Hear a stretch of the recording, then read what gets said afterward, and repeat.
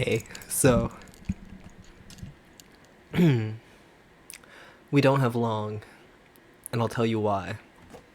This is the only bra that I own, and I haven't worn it in years.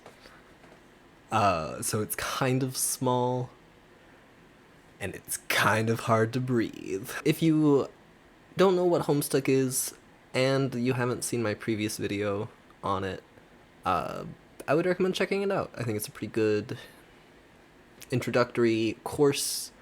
Gets you in to the premise chunk of understanding Homestuck. Sorry, my room is still clean. Ignore that.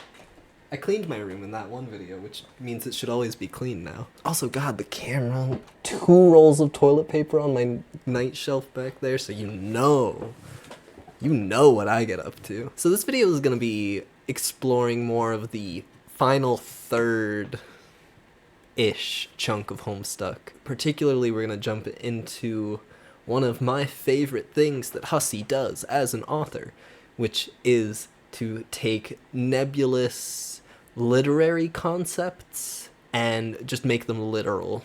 Just whatever you can think of. Just make it literal. Just make it literally happen. Like this, and the scope of this like varies. Like it could be just a simple turn of phrase that a character says. The characters eventually realize that whatever they say is just gonna end up happening. If someone says, "Oh, I get so mad, I'm gonna do a literal flip off of the handle. I'm gonna fly off the handle. I'm gonna do an epic fucking pirouette off of the handle." Then at some point later, there will be like maybe a sword stuck into a wall, which that character is attempting to get out of the wall and is jumping up and down on the handle, and it springs back up, and he does an epic fucking pirouette off of the handle. It's like a pun. It's silly. It's fun. Blood on your hands. There's blood on your hands, Jen. Anytime she's responsible for the deaths of others, extremely directly, there'll be blood on her hands.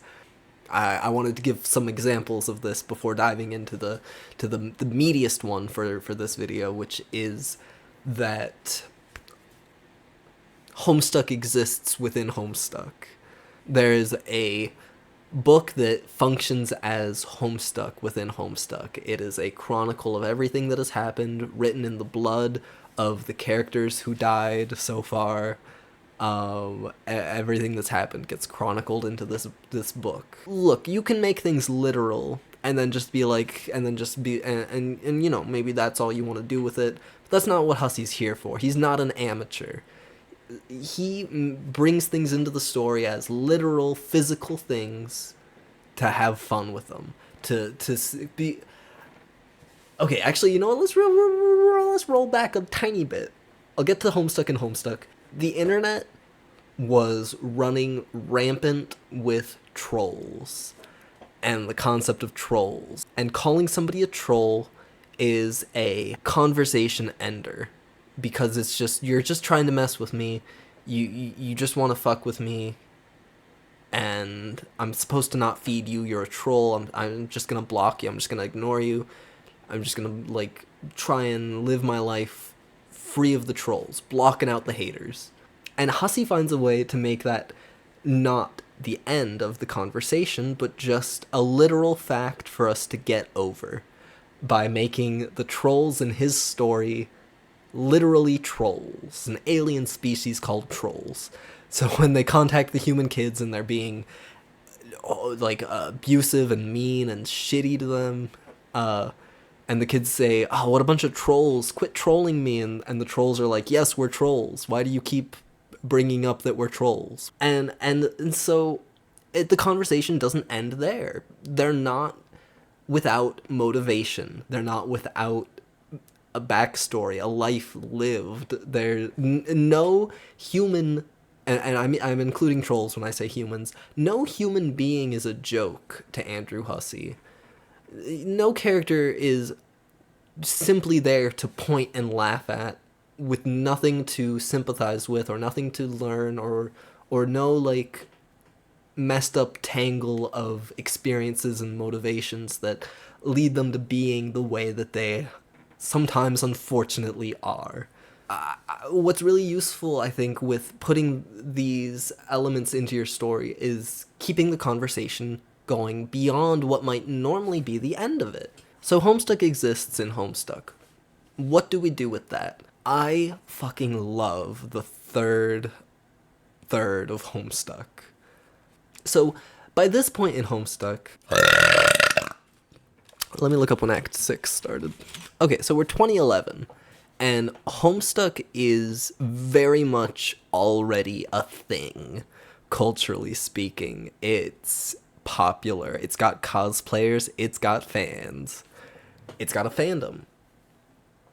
And it has a reputation as well, because motherfuckers are tired of hearing about Homestuck, because Homestuck fans are loud and excited and creative, and they want to share their love for this story that inspires them to be more creative, and essentially the internet gets divided into two camps: people who love Homestuck and people who hate Homestuck.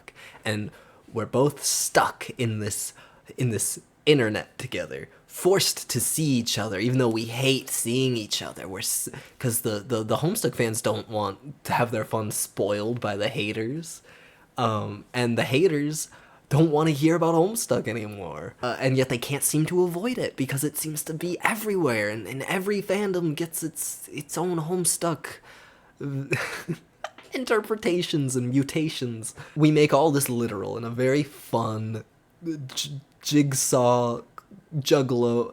Okay, ignore those words. The final couple acts of Homestuck introduce a new alien species, the Cherubs. So we've got these two cherubs, Calliope and Caliborn, and they are locked in a room together. And they're locked in a room with Homestuck. And Calliope, Homestuck is her entire world. She's not just a fan of Homestuck, she is the fan of Homestuck.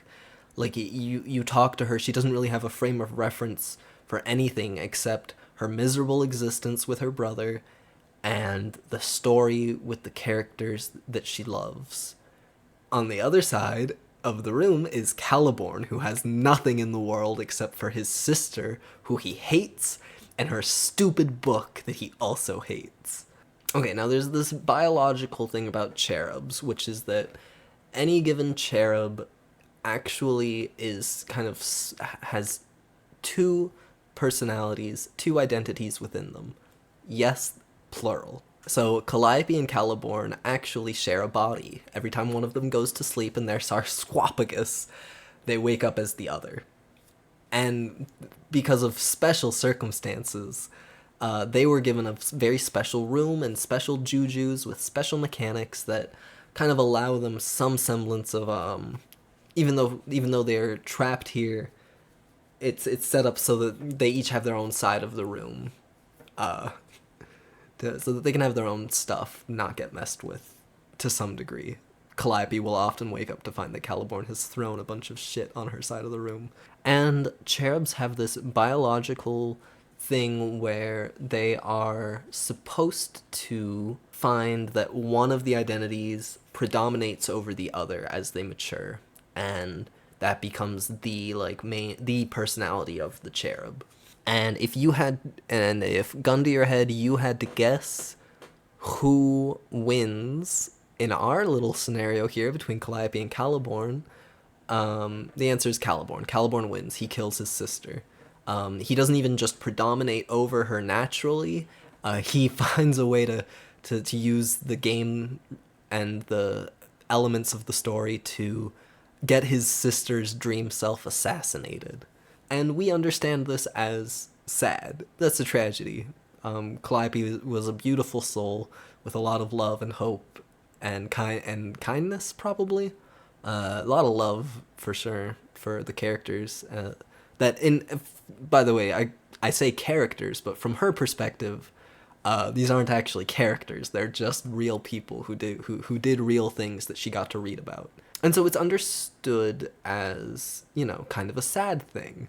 Caliborn, after taking over the body and leveling up and powering up more and more and more becomes a substantial part of the entity that would become Lord English, the big bad of Homestuck, the main villain.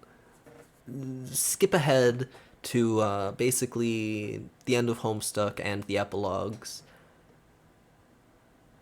There is a Calliope, there's a timeline, there's a version, there's a world where Calliope predominates over Caliborn. And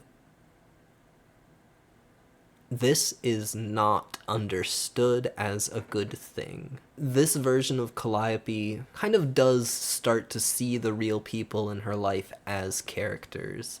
She becomes more detached and above it all, and yet still retains this little bit of wanting things to go the way she wants. And so while not seeing the humanity in these characters anymore, continues to interfere and impose her will on them. So it turns out the game was rigged from the start for these kids. The idea of defeating this other and then being free of it so that you can enact your good, your what you view as good and right, into, you can make that come into the world after you defeat this other oppositional force that you hate and definitely don't have any affection for at all. There's a third option that we do not get to experience in Homestuck ever, making it kind of like this mythical utopian idea that you could only theoreticize about. Theoreticize? Is that a word? Because, like, you know, they're so busy hating each other when, you know, really there's every reason in the world for them to just hate their circumstances, to hate their lives, but, you know, they don't have control over that, so they only are able to see what's around them, and they're only able to affect what's around them, and they derive pleasure and pain from their immediate surroundings, which is each other and Homestuck. And Caliborn, throughout the story, it's made clear that Caliborn does have some sort of perverse interest in storytelling, in the arts, and there's a lot that he brings to the table that you would actually find in Homestuck, but like in common with Hussey. You actually start to see a lot of parallels between Caliborn and Hussey. They both love doing funny murders. They love making dead kids happen.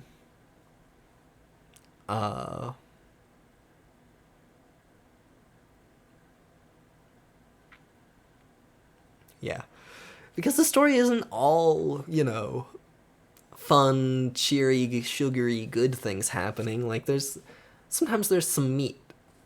You really don't want just one or the other. You really don't want a story that's all meat, and you really don't want a story that's all candy.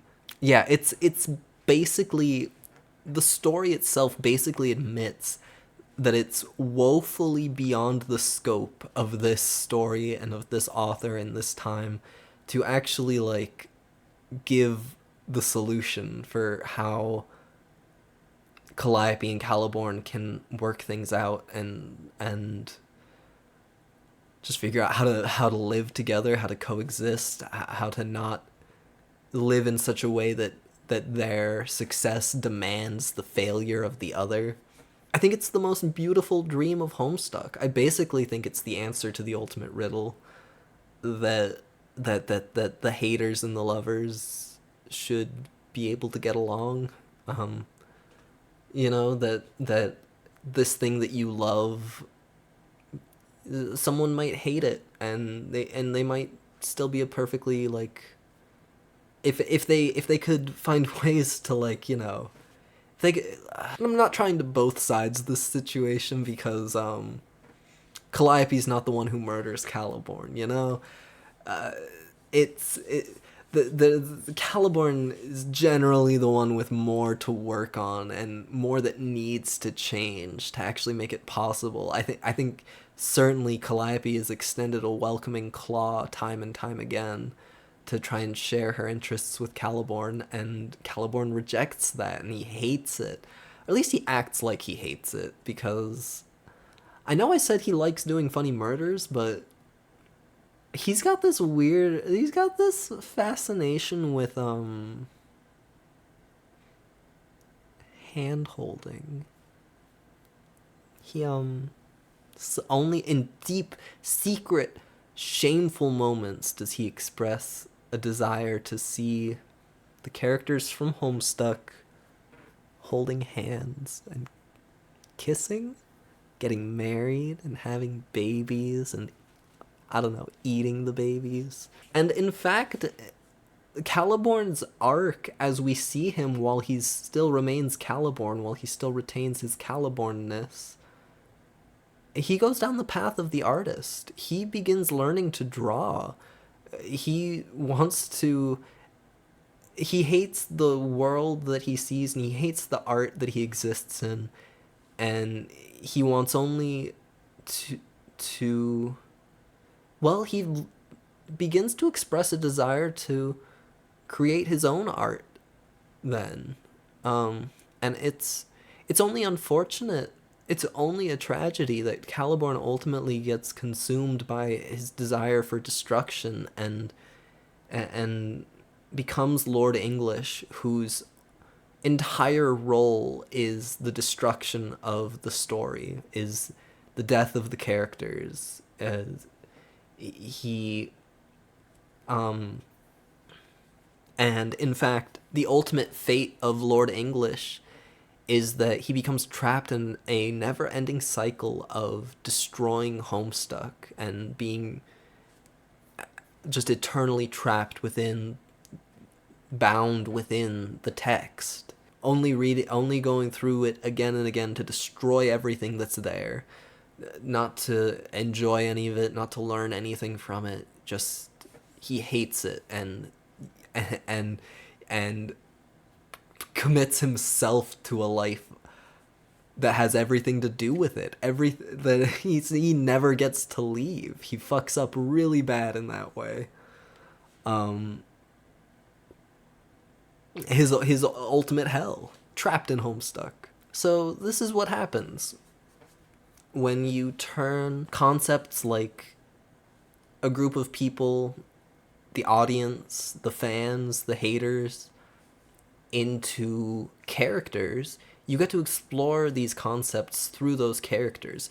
And so by establishing that Calliope and Caliborn are sharing a body, and only through their consumption of human culture do they begin to understand each other and refer to each other as brother and sister. On every layer, them getting along and loving each other is taboo. It's a little bit wrong, you know? You don't, you know, the like and this isn't just understood by the people reading Homestuck as incest is bad, but it really feels inherent, like because everyone who likes Homestuck and is reading Homestuck might tend to identify more with Calliope and relate to her experiences of dealing with someone who just hates her and hates the thing that she enjoys and wants to destroy it and wants to destroy her. So like when you're in that mindset, it's like, you know, if someone were to say, "Hey, do you want to kiss Caliborn?" You'd kind of respond like, "No, I hate that guy. That's the worst guy I've ever met in my entire life." So it feels viscerally wrong to and I like, I'm really cool, so I like joking about like shipping them and talking about them as like being a romantic or sexual pairing.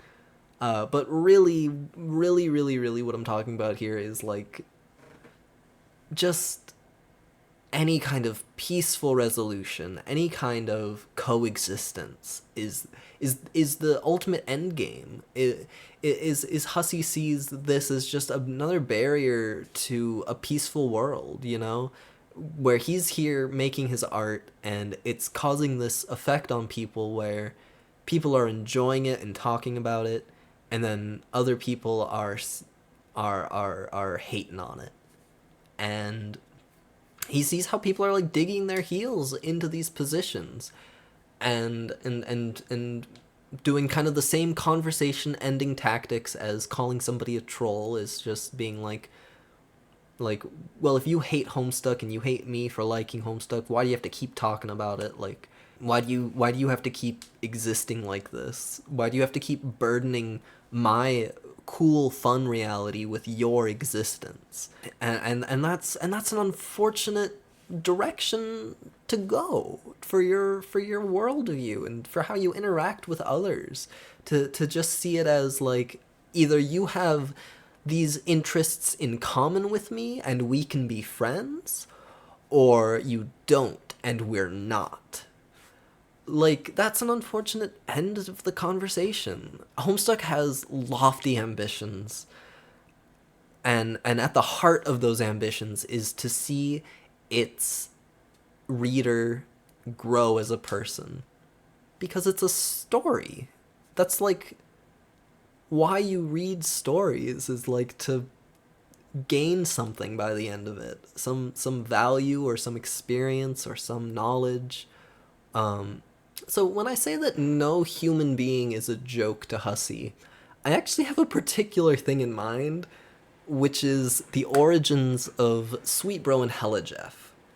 Don't know what that is because you haven't read Homestuck and your only Homestuck knowledge is based on the word of my video? Well, thanks for watching this. Kind of weird.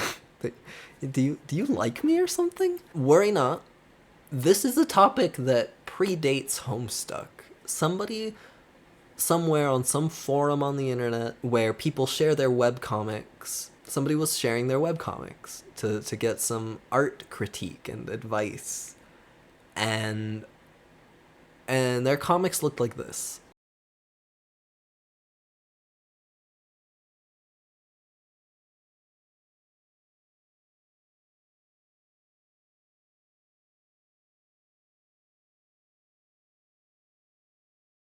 And the responses they got looked like this.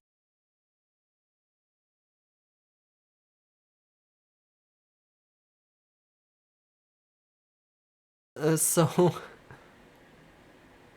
there's a lot of ways you could feel about this. Could the advice have been given nicer? Yes. Could the person have been more receptive to the criticism?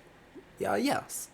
But then Hussey comes in with his wonderful parody of their comic, because words aren't really getting through to this person, especially not the words of these forum posters. Rather than taking on the Herculean challenge of like holding this person's hand and walking them through to the steps of improving as an artist and reaching art nirvana, and sidestepping the Herculean task of talking to these haters or just walking them through the steps of like why their approach is like dismissive and mean, because like, neither of those things are necessarily guaranteed. You're not gonna like convince someone that like they have to care about every beginner artist, that they have to wear kitty gloves every time they're talking to someone who refuses to hear like that they need to learn what this person believes they need to learn, because like they already think they're doing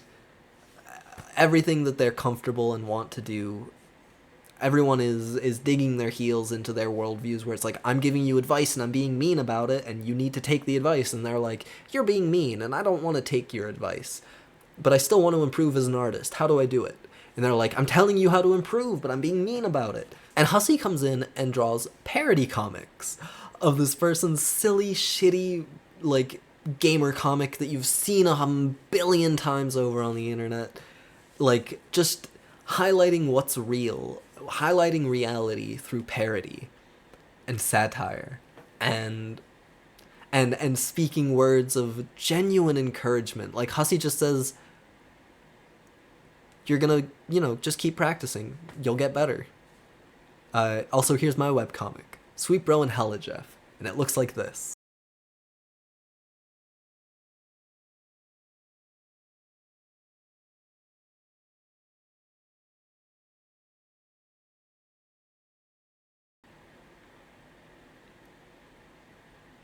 But if you run through the catalog of everything Hussie has made, what you're gonna find is at least the attempt to provide like heartfelt, honest advice to everyone from every angle. It's not just Hussie stepping in and saying, "Hey, I'm the wisest person on earth. Here's my advice for everyone."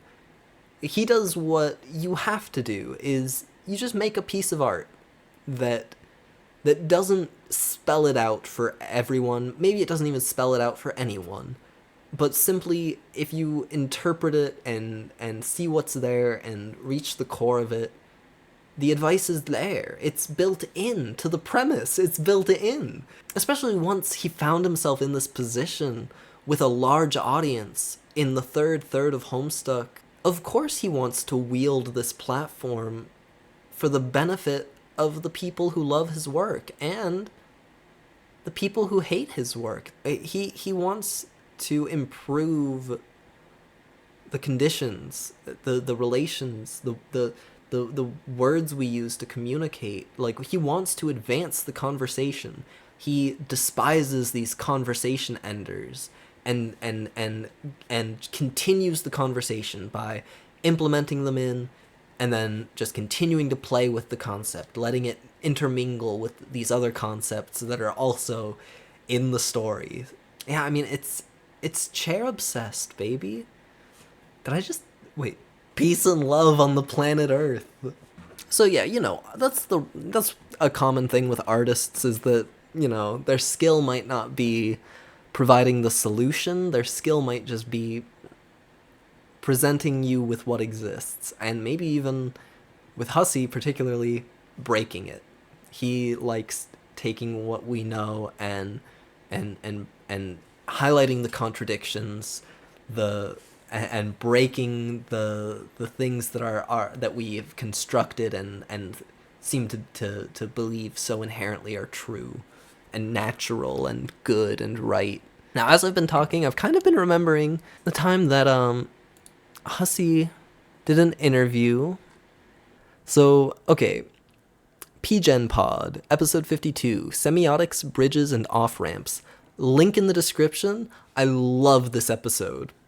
I love this podcast. It's got an interview with Hussie. Actually, it doesn't. In true Hussie fashion, Hussie is not in this podcast exactly, but he instead communicates through notes that he has given the podcast hosts. So again, listen to it. I'm only gonna quote this one little bit from it, so you can listen to it and get all the fun information. You can try to get to understand Hussie a bit better.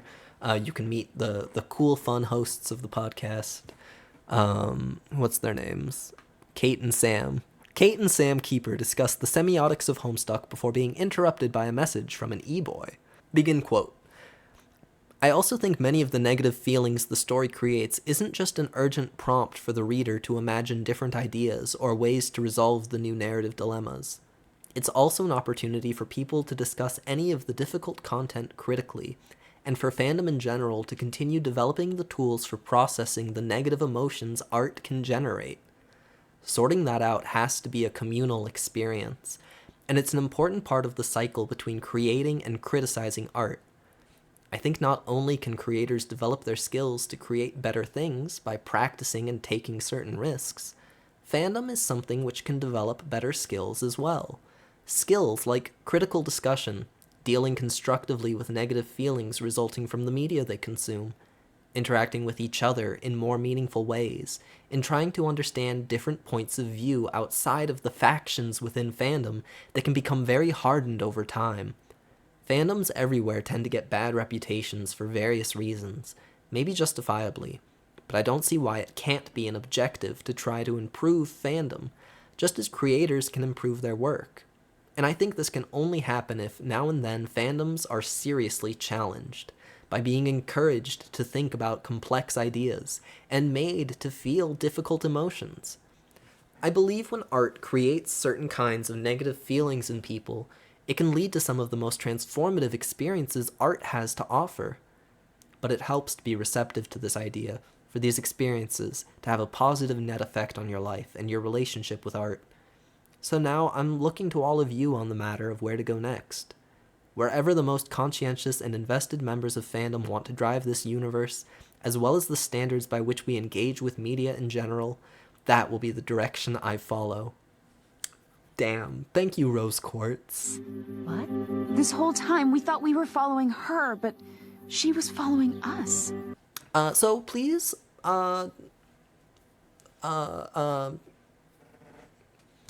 please, I fucking beg of you, please, like, comment, and subscribe.